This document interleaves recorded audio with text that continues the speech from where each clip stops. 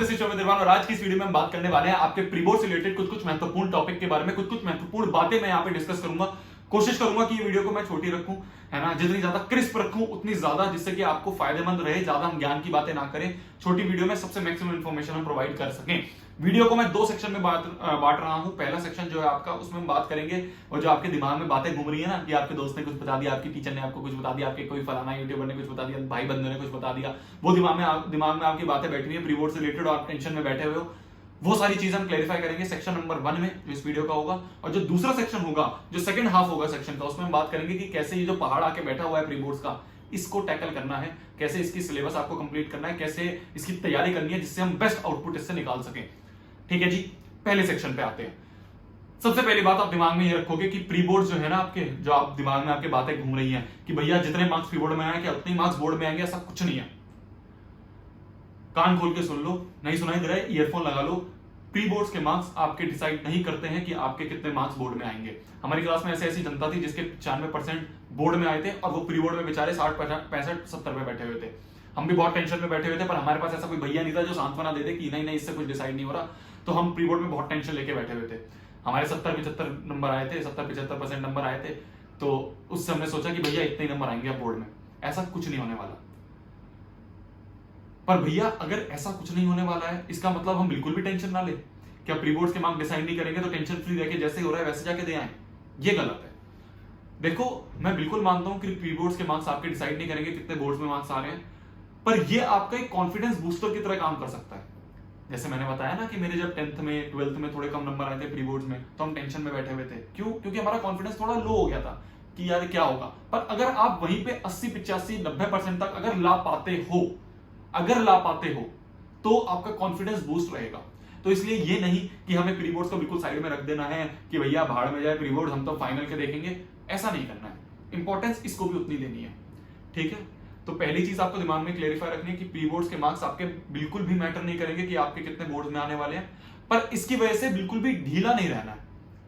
ठीक है, ढीला नहीं रहना है कि भैया कोई बात नहीं हो रहा तो छोड़ देते हैं। तीसरी चीज, प्री बोर्ड में पिछली वीडियो में मैंने बोला था, पिछले 2-3 साल पहले वीडियो बनाई थी आपके सीनियर्स के लिए, उसमें मैंने एक चीज बोली थी और वापस वही चीज बोलता हूं, प्री बोर्ड में हार्ड चेकिंग होती है। ठीक है, तो इसलिए जैसे मैंने बोला ना 60%, 70% आते हैं, वो इसलिए आते हैं क्योंकि चेकिंग जो होती है वो हार्ड रखते हैं। वो टीचर्स, जो आपके स्कूल के टीचर है, वो छोटी छोटी मिस्टेक्स में आपके नंबर काटेंगे। क्यों काटेंगे? जिससे कि आपके अंदर गुस्सा आए। आपने डायग्राम में सिर्फ एक एरो नहीं लगाया ना, टीचर नंबर काट देगा।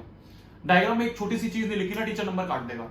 आप जाओगे टीचर के पास भागे भागे कि मैम आपने ये नंबर क्यों काट दिया, सर आपने ये नंबर क्यों काट दिए। सर बताएंगे कि देख तूने ये नहीं लिखा।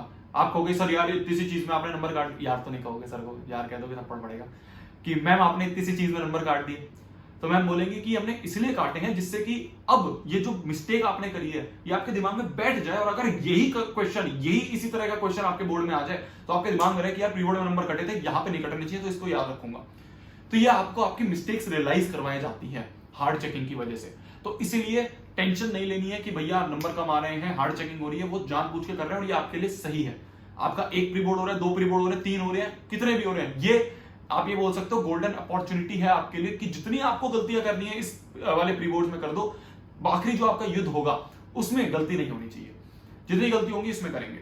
कोशिश करो कि जितने एक्सपेरिमेंट्स हमें करने हैं कि यार शुरू से पेपर करना है, पीछे से पेपर करना है, ये वाला सेक्शन पहले करना है, ये सारे आप एक्सपेरिमेंट प्री बोर्ड में कर लो, जिससे कि बोर्ड में एक्सपेरिमेंट ना हो। ये नहीं कि बोर्ड में बैठे और सोच रहे हैं यार आज ऐसा करता हूं, मैथ्स का पेपर है, पीछे से शुरू करके देखता हूं। वो एक्सपेरिमेंट अभी कर लो ना प्री बोर्ड में। भैया पर यार प्री बोर्ड के जो नंबर हैं ये तो काउंट होते हैं, ये तो कहीं पे लिखे जाते हैं और इससे तो आपके बहुत ज्यादा नंबर का इंटरनल नंबरों में कुछ आ जाता है दिक्कत, ऐसा सुना है मैंने। ऐसा कुछ नहीं होता, ऐसा कुछ नहीं होता। ठीक है, टीचर्स आपको डराएंगे, वो इसलिए डराएंगे जिससे कि आप मेहनत करो, पर प्री बोर्ड के नंबर आपके ऐसा हो कि उससे इंटरनल नंबर बहुत कम हो जाएंगे, ऐसा कुछ नहीं होने वाला। स्कूल को अपना रिजल्ट अच्छा रखना होता है, तो ये नहीं कि स्कूल इंटरनल नंबर में कि भाई 25 नंबर का इंटरनल है तो इन बच्चों को तो 2 नंबर देंगे।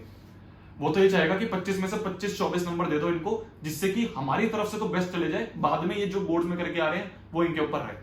जिससे कि अगर कोई बच्चा यहाँ पे 25 में से 25 लेके आ रहा है और वहां पे बोर्ड में बाकी नंबर में से वो टॉप कर दे, तो ओवरऑल रिजल्ट बहुत तगड़ा है।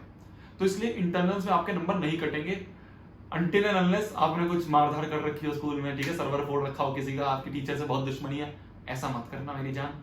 10वीं में प्यार बनाए रखो, ठीक है, प्यार वाले माहौल में रहो और टीचरों के साथ थोड़ी सी बना के रखो, जिससे कि आपका नाम एटलीस्ट उन टीचर को याद हो और वो आपके नाम देखते ही, ऐसा तो नहीं होगा नाम देखते नंबर दे दे। प्रैक्टिकल्स हो गए आपके, जो असाइनमेंट्स हो गए आपके, प्रैक्टिकल बुक हो गई है ना, नोटबुक हो गई, वो सारी कंप्लीट रखो। जरूरी नहीं है सजा के रखनी है, कंप्लीट भी होगी ना जब भी नंबर मिल जाएंगे। तो हम टॉपिक से थोड़ा बाहर चले गए।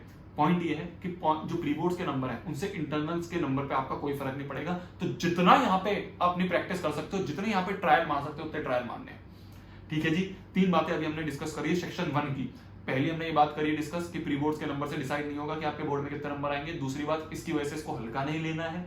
तीसरी बात, इसमें आपकी हार्ड चेकिंग होनी है तो इसीलिए उसको टेंशन में नहीं रखना, जितना हो रहा है उतनी तैयारी रखनी है। और चौथी बात हमने ये रखी है कि जितनी भी आपको एक्सपेरिमेंट्स करने हैं वो इसी में कर लेना, जितने कर सकते हो उतने इसमें कर लेना। 5वीं बात, अभी तक हमने अपना भैया सिलेबस नहीं कंप्लीट हो रहा है, भैया अभी तो मेरा 50% ही सिलेबस हुआ है, मेरा तो 70% ही सिलेबस हुआ है, क्या ऐसा करूं कि मैं जल्दी भगा के अपना सिलेबस कंप्लीट कर लूं फिर जाके प्री बोर्ड के देके आऊं? ऐसा मत करना। जितना हो गया है उतने में ही अपना बेस्ट देके आना है।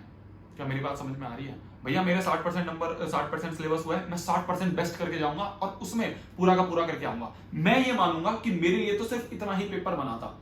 भाई मान लो तुम्हारा 100 नंबर का पेपर हो रहा है, ठीक है, फॉर एग्जांपल 100 नंबर का पेपर हो रहा है और आपने जितना पढ़ा है वो सिर्फ 60 नंबर का है, तो आपके लिए अब मैक्सिमम मार्क्स 100 नहीं है, आपके लिए अभी पेपर 60 नंबर का बन चुका है। 60 में से जितने तुम फोड़ के आ रहे हो वो आपका रिजल्ट है।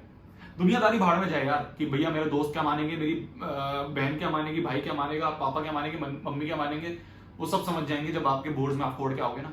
बोर्ड्स में मैं रगड़वा दूंगा, बोर्ड्स में ना 10-10, 20-20 सैंपल पेपर मैं रगड़वा दूंगा, ठीक है, बोर्ड्स में रात पढ़ के मैं पढ़ाई करवा दूंगा। अभी ये प्री बोर्ड्स हैं, जितना सिलेबस हो गया उसको बेस्ट करके जाओ, ऐसा करके जाओ कि बोर्ड्स में ना जब आप बोर्ड्स के लिए तैयारी करो तो ये चैप्टर्स तो आपके कंठस्थ हैं, आपको इनकी टेंशन नहीं लेनी। फिर जो बाकी बचा हुआ 40% या 30% सिलेबस है उसकी टेंशन लेनी है। तो आपके लिए जितना आपने पढ़ा है उतने नंबर का पेपर है, उसमें जितना आप फोड़ के आओगे उतनी आपकी तैयारी है। क्या मेरी बात समझ में आ रही है? फिर उसको एनालाइज कर लेना कि यार कहां पे गलती हुई, क्या मेरी कुछ क्वेश्चन ऐसा था जो मेरे को होना चाहिए था पर नहीं हुआ, तो उस सब टॉपिक को आपने एक बार रिवाइज कर लिया और वापस अटेम्प्ट कर लिया।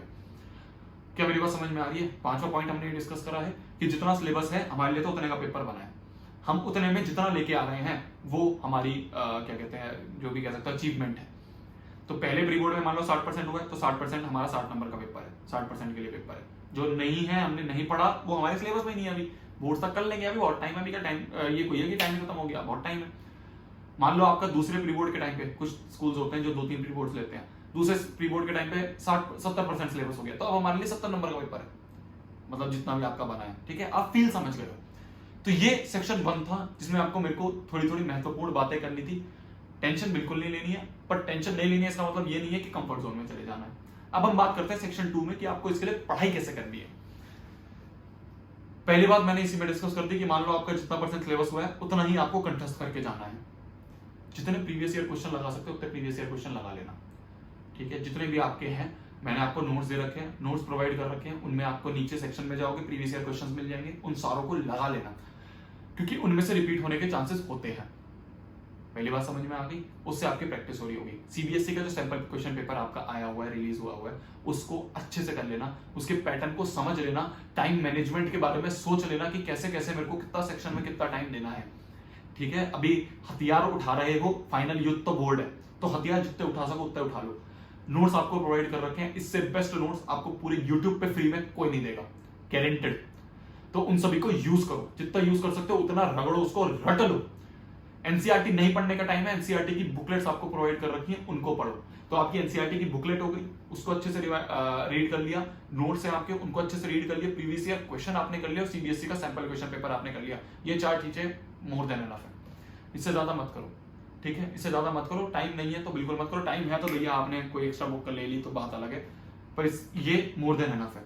ये आपने अच्छे से कर लिया, अब आपने एक बार पढ़ लिया है, अब आप प्री बोर्ड देके आ रहे हो, जितने नंबर आ रहे हैं हम उसमें सेटिस्फाइड है, जितनी हमने गलती करी थी उतनी हमने लिख ली और उसको हम कवर करेंगे, ठीक है। अरे फाइनल बोर्ड को ही आया है, फाइनल बोर्ड ये कोई है कि 12, 13, 24 सैंपल पेपर हमने कर लिए, अभी तो एक ही सैंपल पेपर करके गए हैं, ठीक है जी। एक तैयारी करी, एक टेस्ट की तरह हमने दिया, एक प्रैक्टिस की तरह हमने दिया और देके आ गए, ठीक है। क्लियर हो गई बात, पहला सेक्शन समझ में आ गया। दूसरा सेक्शन समझ में आ गया, अच्छे से फोड़ के आना, ठीक है। मैं कह रहा हूँ लीजेंड वो होता है जो कम पढ़ के भी फोड़ के आए, और तुम सभी लीजेंड हो। ये लास्ट ईयर मैंने सब बच्चों को बातें बोली थी, पिछले 3 सालों से बोल के आ रहा हूँ, आपको भी वापस रिपीट करता हूँ। लीजेंड वो होता है, ध्यान से सुनना, जो कम पढ़ के भी फोड़ के आए, और तुम सभी लीजेंड हो, मुझे पता है, और तुम सभी फोड़ के आओगे।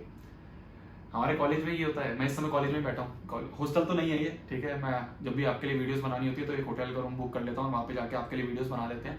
पर अभी मैं कॉलेज में ही हूँ, आपका पेपर जिस समय वीडियो रिकॉर्ड कर रहा हूँ इसके 2 दिन बाद मेरा पेपर है, तो एक दिन तो आपकी वीडियो में रिकॉर्ड करने में चला गया, अब एक दिन बचा है मेरे पास, और अगले दिन पेपर है। इस एक दिन में मैं दम लगा के पढ़ता हूँ और पेपर को फोड़ के आ जाता हूँ, और यही चीज मैं आपको बताता हूँ, ठीक है। तो इसलिए दम लगाना, टेंशन बिल्कुल नहीं लेनी है, हर पॉइंट पे तुम्हारा भैया तुम्हारे साथ खड़ा है, तब तक के लिए भाई पढ़ना है, फोड़ना है, कहर मचा देना है और आग लगा देनी है। बाय बाय, टेक केयर, और दम लगाओ, बाय बाय।